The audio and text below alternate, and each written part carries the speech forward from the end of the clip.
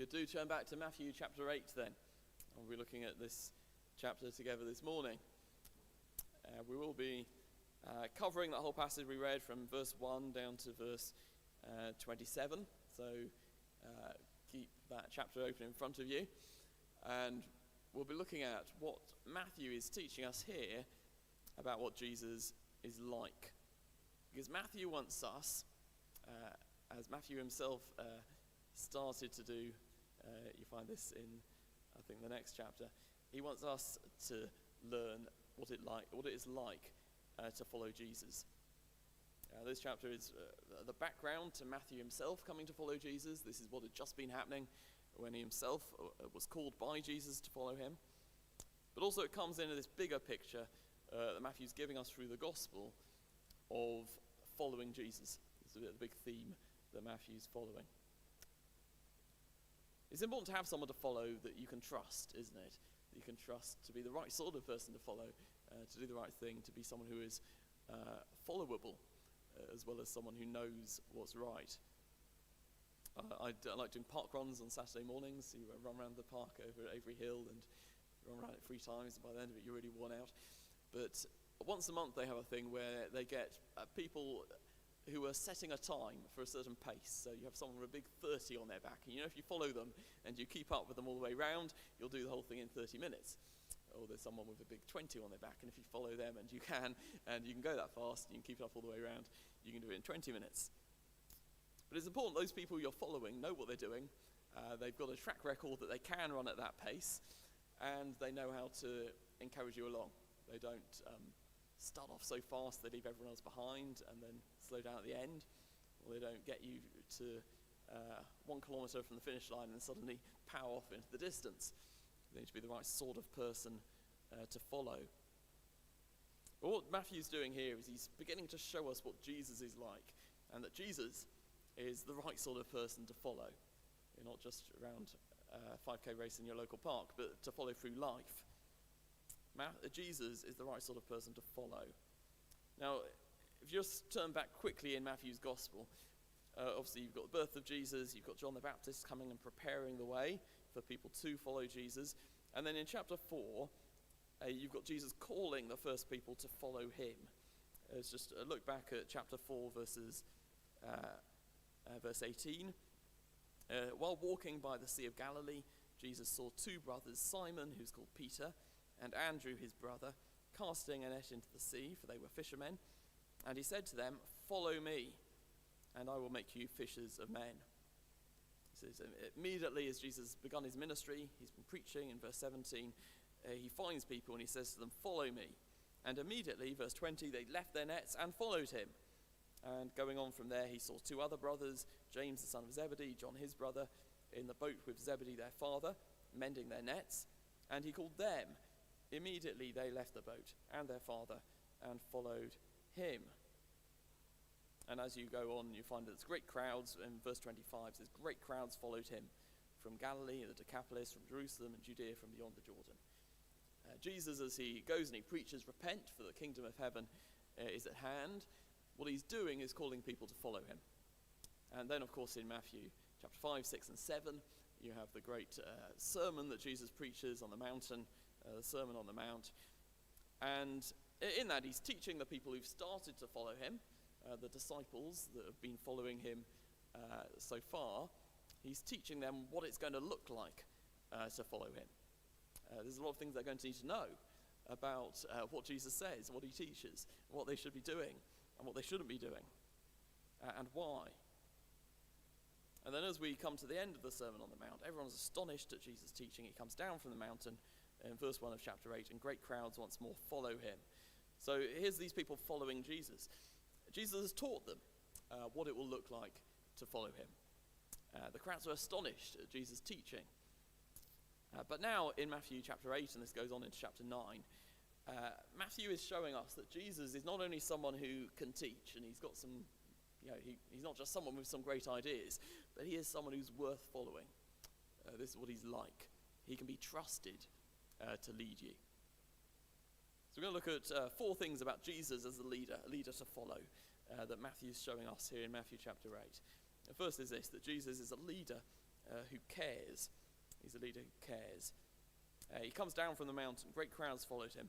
And in verse 2, behold, a leper came to him and knelt before him, saying, Lord, if you will, you can make me clean.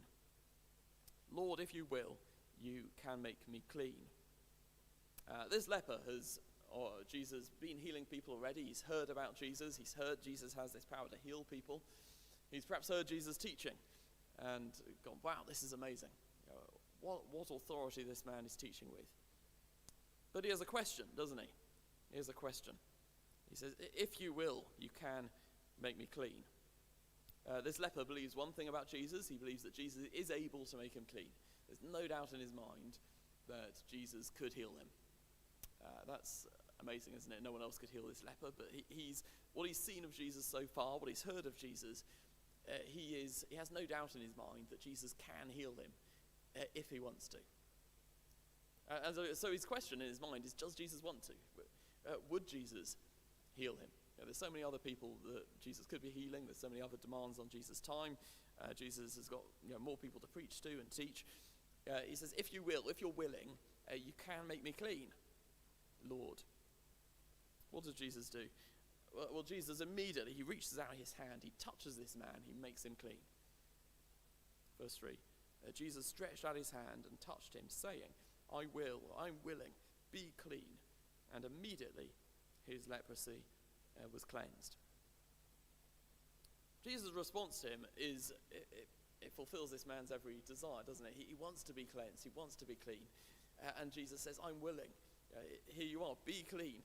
But it goes beyond that, doesn't it? Jesus, in reaching out, touching this man who would have been very much untouchable, very much outside of society, very much infectious. Jesus reaches out, he touches him, he identifies with him. He shows his care and his compassion and his concern for him.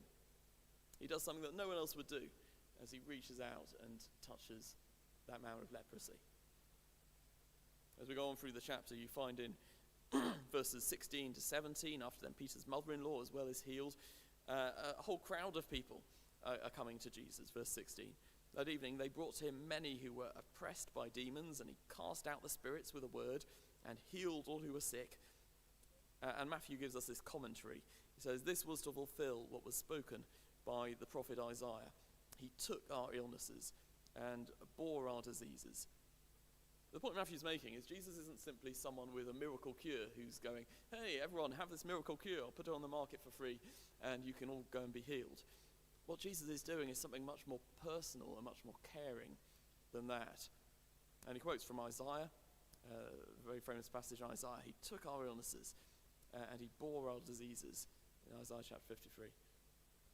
And what Matthew's saying is this: he's not saying Jesus, caught leprosy, he didn't take the disease in that way. But Jesus has come, and the passage that Matthew's quoting from is about Jesus' suffering and ultimately his death, and how he does that to bear the sins of his people. Jesus has come to very personally deal with suffering, to very personally deal with sin and its consequences, with suffering and with death. And as Jesus reaches out and touches that leper, he's showing that he cares. He cares enough to suffer. He cares enough to heal, even when this man is untouchable, even when he's separated from society. Jesus is willing, and his response goes beyond anything that leper could have imagined. And Jesus goes on, as we see here, to heal all the sick who were brought to him. He bears our diseases. So the first thing is this: it's very simple. Follow Jesus because he has the compassion to be trusted, because he cares, and therefore he can be trusted. It's no good following someone who is powerful but who doesn't care, is it? And so the first thing that Matthew's showing us here is that Jesus really, really cares. The second thing is this: Jesus is a leader with authority. Jesus is a leader with authority.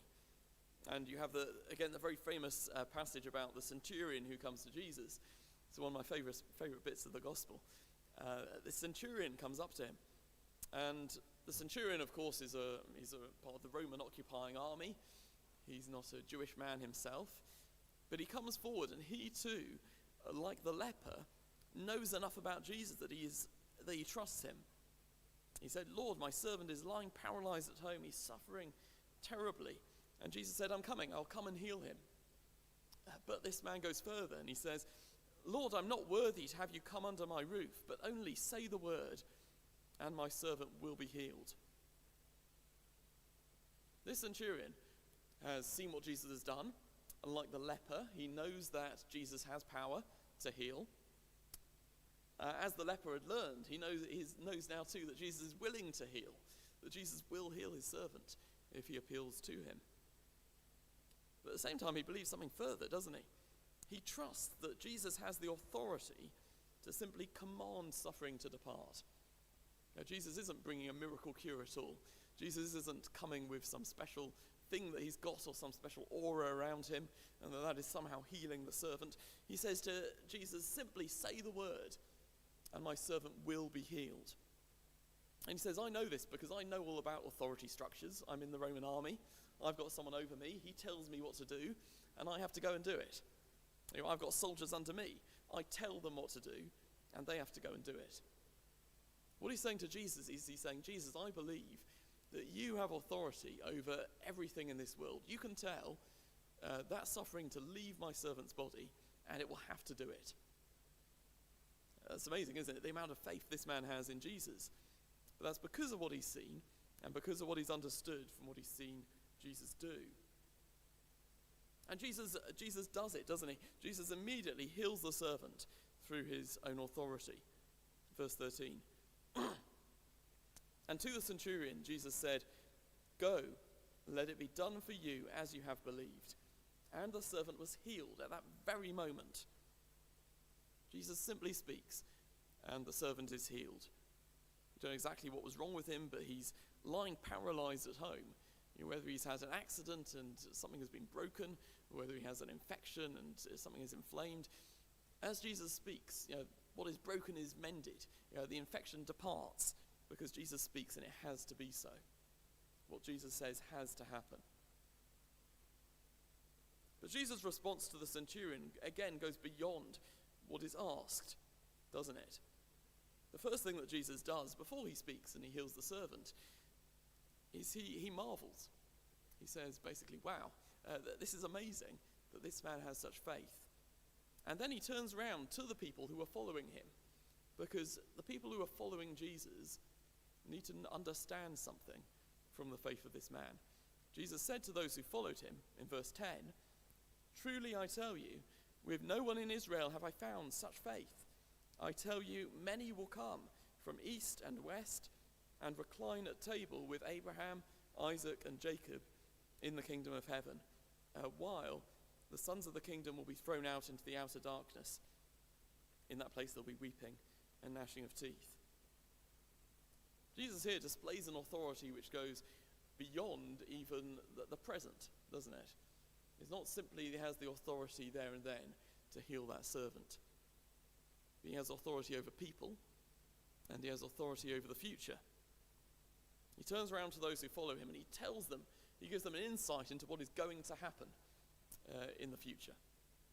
Something which is happening today, but which they didn't see at the time. He says people will come from the east and the west, from all around the globe, and they will recline at table with Abraham, Isaac, and Jacob in the kingdom of heaven. People from across the globe will come into the kingdom of God because they have faith in Jesus. And at the same time, he says, he has authority to throw out those who do not trust in him. The sons of the kingdom, the ones who think they belong there, but yet they do not have that faith in Jesus. He says they'll be thrown into the outer darkness where there's weeping and gnashing of teeth. Jesus has authority not only over what was happening then and what's happening today, but he has authority over every person's future, is what he's saying. And as he talks to the people who follow him, he wants to make sure they understand this. That it's not just, wow, look how Jesus heals this man, but Jesus has such authority that he has authority over every single thing in present and future for every single person on this planet.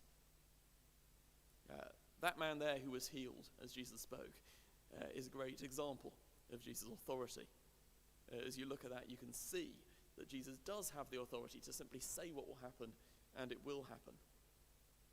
And Jesus says to the centurion, "Go, let it be done for you as you have believed."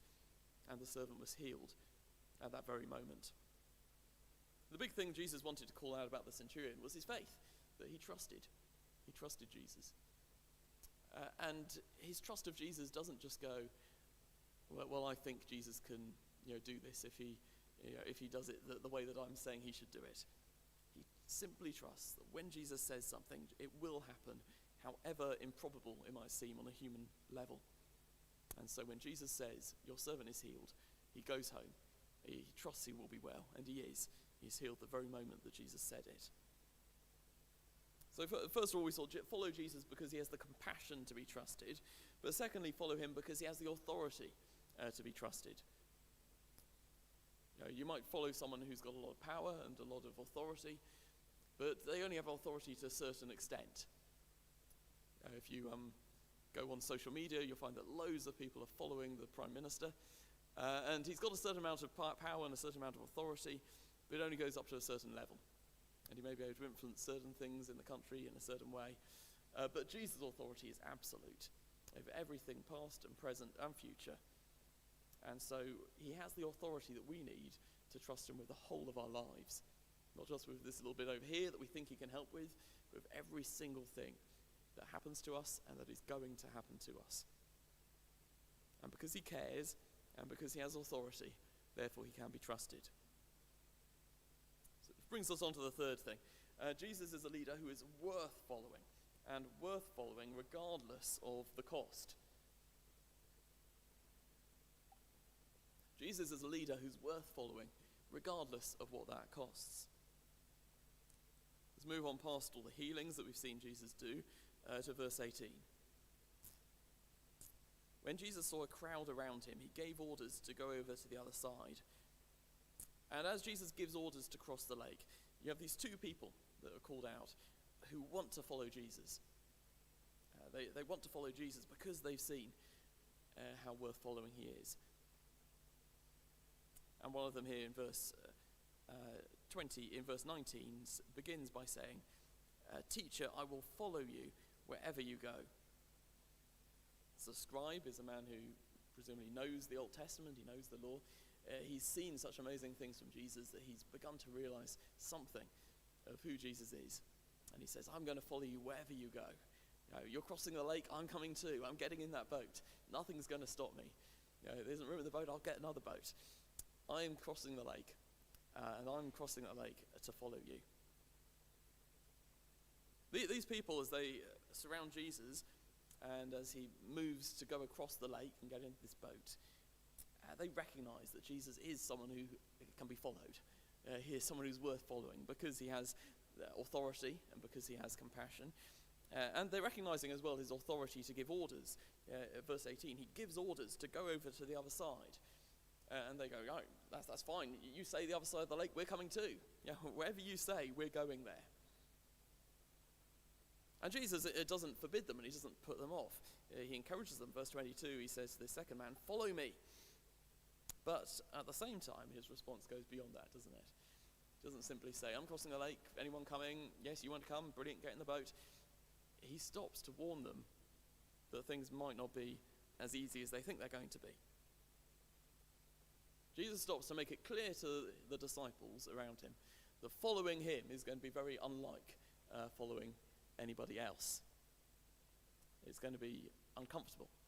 It's going to be very uncomfortable at times. And also it's going to be all-consuming.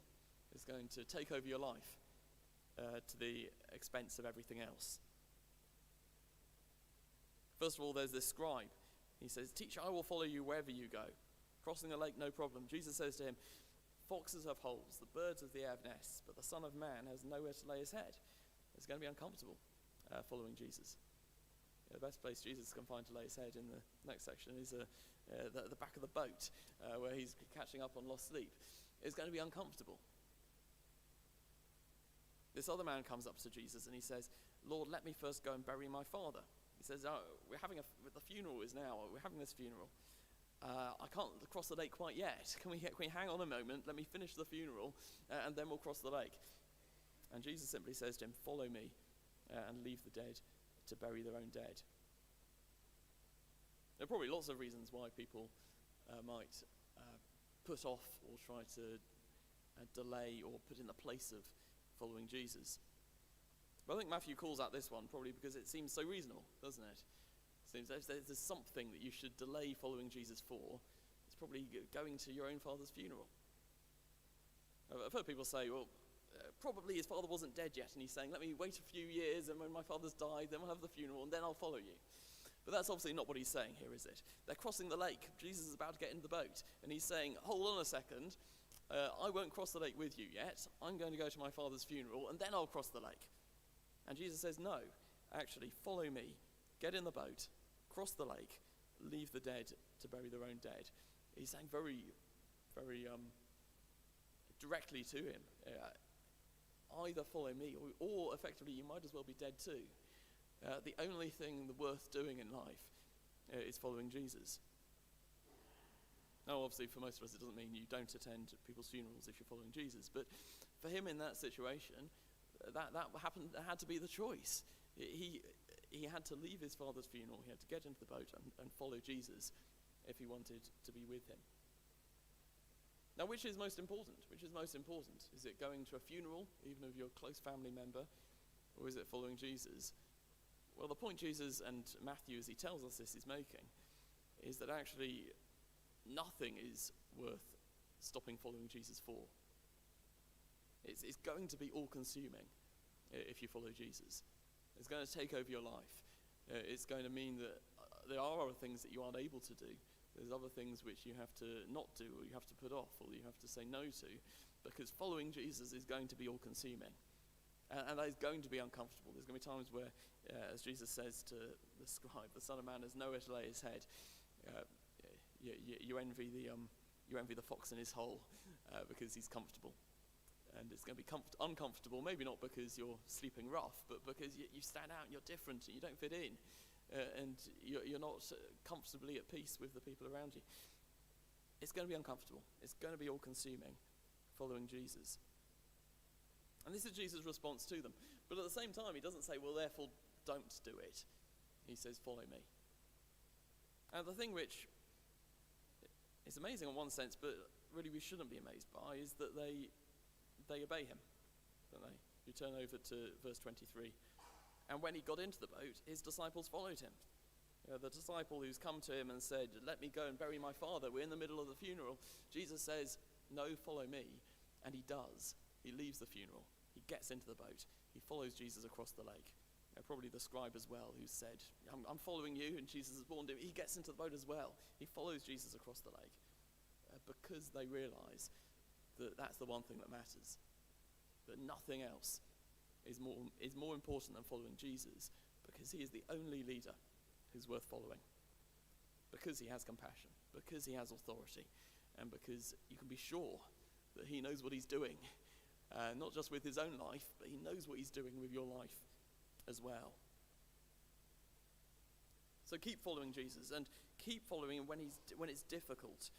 Do that because it's worth it, because he still can be trusted, even when it doesn't seem obvious. He still can be trusted. Last point here, fourth point. Jesus is a leader who saves. Jesus is a leader who saves. Verse 24 onwards. The disciples, they get into the boat with him. They trust him. They get into this boat. Jesus goes to sleep. And here comes the storm, and they shout to him, save us, Lord, we are perishing. Save us, Lord, we are perishing. The water's coming into the boat. The boat's going down. It's a bit like it's a bit like getting into a car with me driving, right? They're going, why did we do this? Look, we got into a boat with Jesus, and now it looks like the boat's going to sink. What's going on? But they do the right thing, right? They wake up Jesus and they say, save us, save us. At least they know who to go to.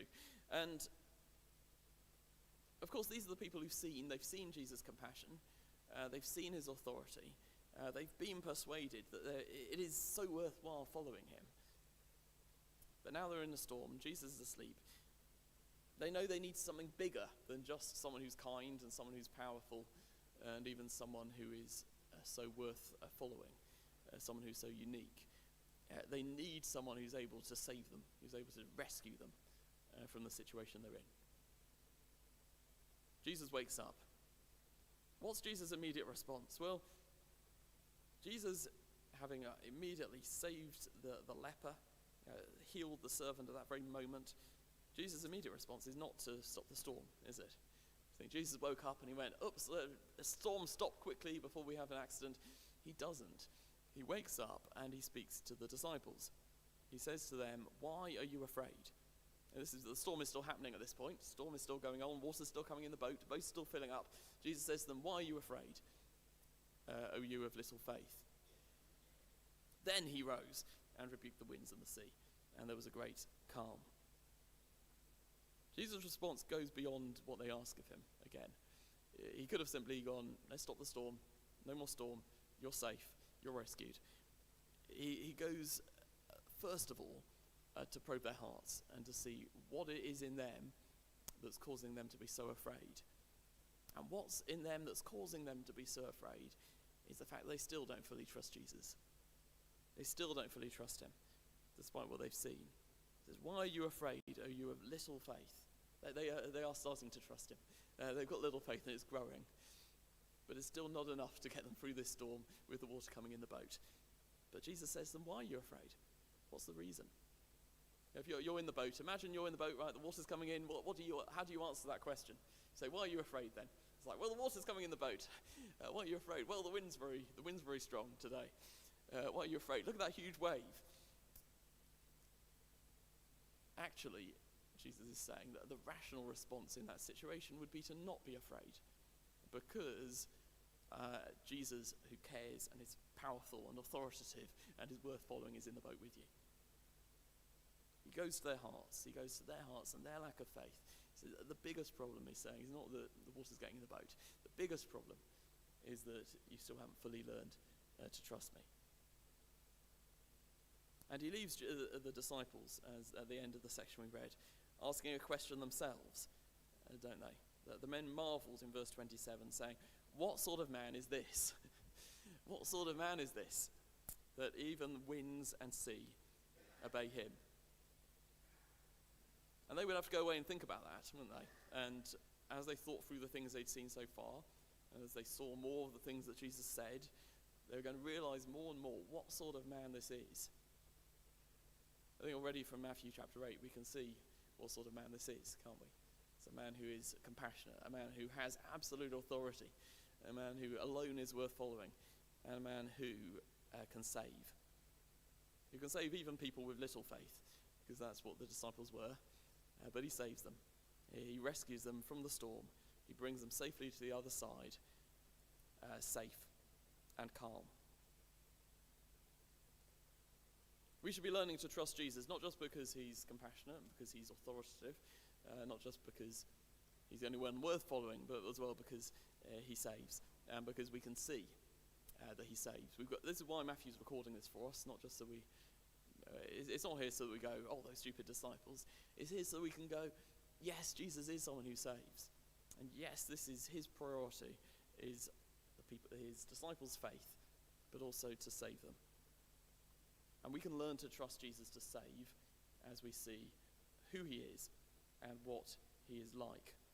Jesus is going to go on in chapter 10 to tell the disciples that he who does not take up his cross and follow me is not worthy of me. Following Jesus is going to be difficult.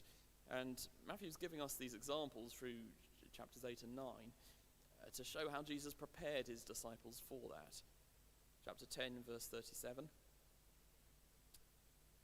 Jesus said, whoever loves father or mother more than me is not worthy of me. And whoever loves son or daughter more than me is not worthy of me. And whoever does not take his cross and follow me is not worthy of me. Whoever finds his life will lose it, and whoever loses his life for my sake will find it.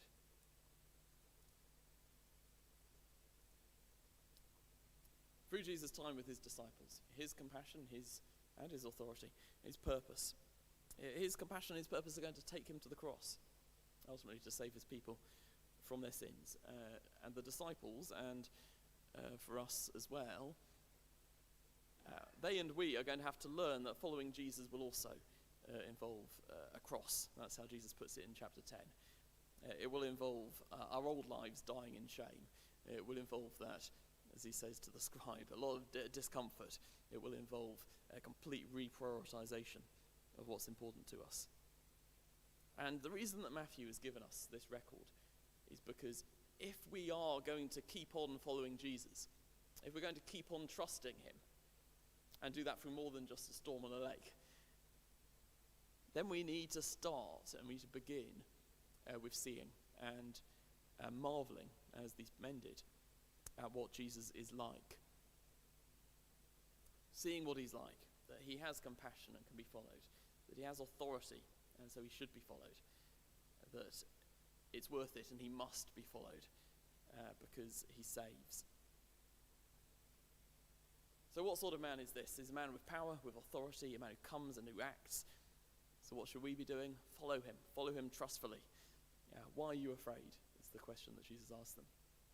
Knowing what Jesus taught, as you can find out in Matthew 5 to 7, it equips you on how to follow him, but understanding who he is, getting to know him through the gospel, will enable you to keep on following him because you trust him and because your trust in him continues to grow.